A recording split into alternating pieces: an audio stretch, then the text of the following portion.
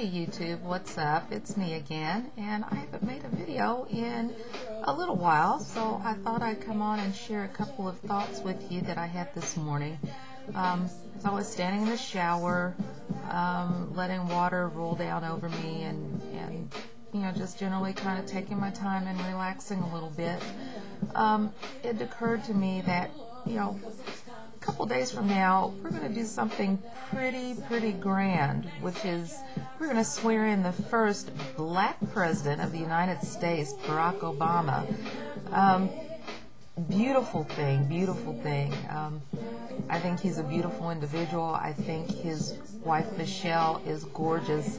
His children are wonderful. And this is indeed a historic occasion for us. And now, as you all know, because I've mentioned it several times, I maintain a beauty blog. I also have a lock blog. And in my beauty blog, the introduction to myself says that, you know, I'm about beauty in all forms, not just the physical, but also the mental and the spiritual. And with this still being a new year, I mean, after all, we're only 18 days into it, so in the whole scheme of things, we're not too far into the new year. But in light of that, and in light of the fact that we are doing something in this country we have never done before, it just kind of went through my head that as black people, it's probably time for us to do something else new too. And by that I mean, sorry, I've got a rogue lock here that I just noticed is kind of just sticking out everywhere. But what I mean by we need to do another new thing, I think as a people we really need to start examining what we view as beauty in this culture. Now, of course, we all know that, you know, we're influenced by the media's perception of beauty and everything that they put out there as being beautiful. The thin, statuesque, blonde hair, blue-eyed, or in the case of African American women, overwhelmingly still the image of African American beauty is thin, statuesque, light-colored skin, smooth, flowing hair, that whole thing. And while I won't knock that there are a lot of sisters out there, fair complected, gorgeous flowing hair, tall, thin, statuesque, that's great. I'm not talking so much about physical beauty we need to embrace, although that's certainly part of it.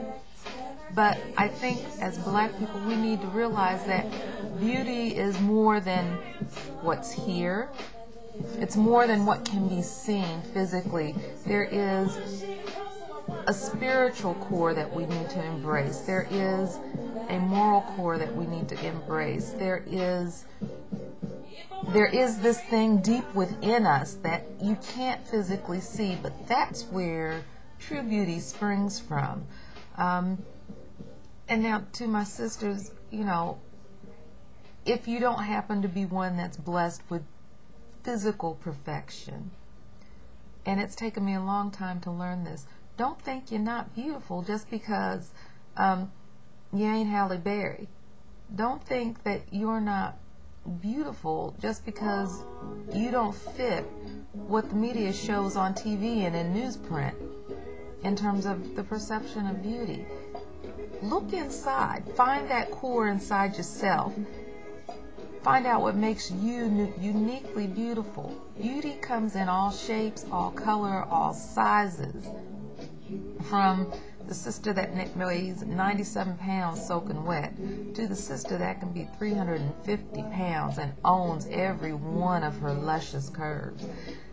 Big lips, small lips, thin lips, fat lips, wide noses, thin noses, the lightest of light-colored brown skin to the deepest black, brown eyes, gray eyes, green eyes, hazel eyes. All of that encompasses beauty.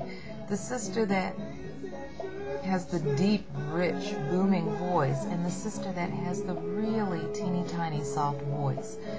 The sister that, you know, when you argue with her, she may get that little head wag thing going and that finger point going and that gum popping, hip swaying stuff going on. she's got something beautiful to offer too. Now, you may have to look for it. You may have to get past that rough exterior that she shows to find it. But it's there. And sister, if you fall into that category where you always have that head rolling and that finger pointing and them hips swaying, and you're always talking this yin-yang stuff, and you're always talking loud and putting folks down and running roughshod over the other sisters and the brothers out there, you might need to check yourself a little bit and look a little deeper inside yourself.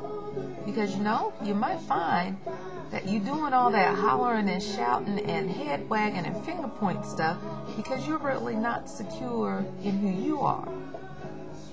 And in order to receive love from others, you first have to be secure and love yourself. And if maybe that's your problem, where you don't know enough about yourself to really feel good and to love yourself, maybe you need to go find a corner somewhere and sit and contemplate for a while who it is and what it is you really are. Take stock in that and find something within yourself to love first. And then you'll get that love from that brother on the corner. You'll get that love from the sister over there that passes you every day as you're going and turns her nose up at you because she doesn't think you're worthy. You need to think that you are worthy yourself first before you get it back from others. Brothers. Yeah, brothers, I'm talking to you too. It's the same thing with you. Yeah, we know you're a man. In this country, basically it says when you turn 18 years old, you're a man. Okay? That's what the law says. But there's more to being a man than going out there, you know, striding along with your pants hanging off your ass. You know, there's more to being a man than getting up in some brother or some sister's face and cussing them out. There's more to being a man than pulling your thing out and creating all these kids all over the place and then not taking care of them. Yeah, physically you may be a man. That's what genetics say. But being a man means respecting yourself, means carrying yourself like the king you truly are. It means learning to hold yourself in high self-esteem. It means learning to hold yourself strong and proud so that you can be the leaders for your children, for your woman, for your race.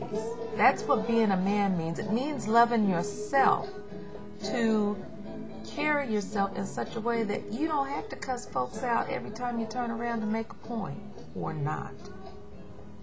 It means knowing how to conduct yourself so that others, whether they agree with you or not, look up to you and take you seriously. That's what it means to be a man. That is what it means to be a beautiful black man to me. All that other stuff can fall by the wayside. Yeah, you can have physical beauty. You can have a 6-pack or a 12-pack. You can be tall, dark, and handsome. You can have this beautiful voice. If you don't show that you love yourself and respect yourself, I ain't seeing all that other stuff. If you don't show that you have an innate love and respect for me as I am, then you can be the finest thing on 2 legs walking out there. I ain't gonna see that. Okay? This is a new day, black people. We need to start within ourselves, define our beauty to ourselves, and then project that which we know is beautiful so that others see that within us. That's what we need to do.